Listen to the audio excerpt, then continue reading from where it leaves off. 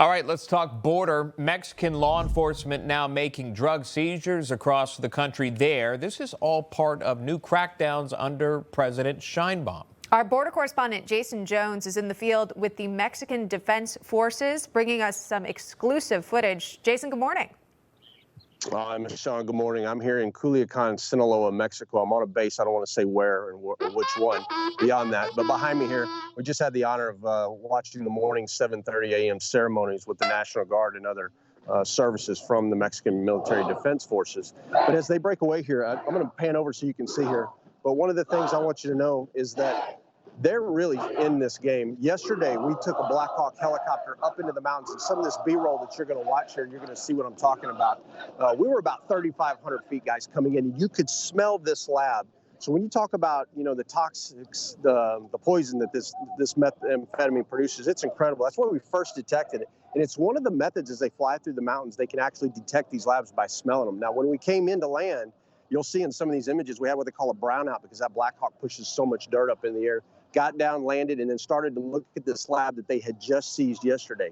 Now look, just this one lab alone, this one here in the mountains, it was about 52 clicks from Culiacan. And when I tell you in some of the most remote country, I mean, it was very tough environment out there. But as you look at this lab, that was able to produce up to 200 kilos of methamphetamine, guys, per day.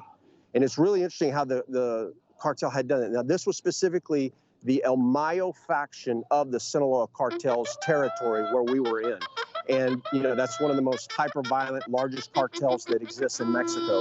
And when we're down in that area, one of the things they had done is they spread that lab around in the different areas. So that way, if the military took it down in one location, the other part of the ceremony, they're finishing up their ceremonies here.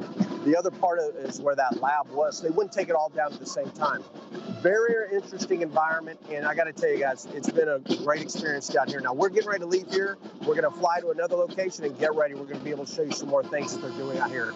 But being on the ground, you sure get a difference of understanding what they're up against. Another part of this, too, and I'll just close out here, is they're moving operations out of Culiacan into the mountains. We were last night at checkpoints where they're trying to stop the Sinoloa from being able to move weapons or chemical precursors into the mountains to make this methamphetamine. And we've got a lot more for you on that as we are with you over the next few days. Great to be out here, and it's an honor to be with these folks. Back to you. And they're moving out. Yeah, clearly a lot of energy behind you, Jaeson. Out there, a lot of motivation. Man, Jaeson Jones reporting live for us. Jaeson, thank you.